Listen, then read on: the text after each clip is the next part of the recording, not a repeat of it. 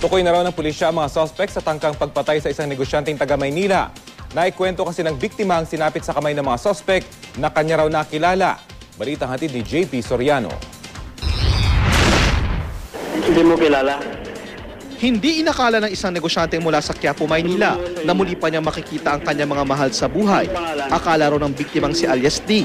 Katapusan na niya matapos siyang dukutin, barilin at nang inakalang patay na, itapon sa Cavite.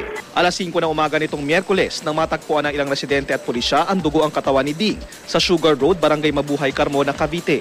Ang akala ng mga nakakita sa lalaki, isa na namang itong kaso ng salvage. Sa unang tingin, patay.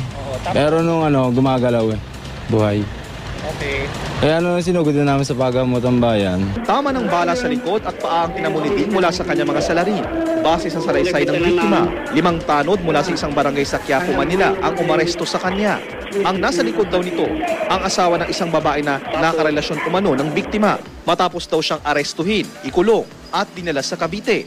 Wala siyang sinabi na kung saan siya dadalhin. Basta yun lang, pagbaba sa kanya, binaril na siya. Inakala nilang patay na, kaya itinapon na lang dito sa lugar namin, sa Carmona. Kasalukuyan ang nagpapagaling sa isang ospital ang biktima. Kinuha po nila ako sa kulungan nila. Itinapon ko sa Carmona. Yun lang. Pwede. Dahil nakilala ng biktima ang nagtangkang pumatay sa kanya, natukoy na raw ng Carmona Police ang mga nasa likod ng krimen.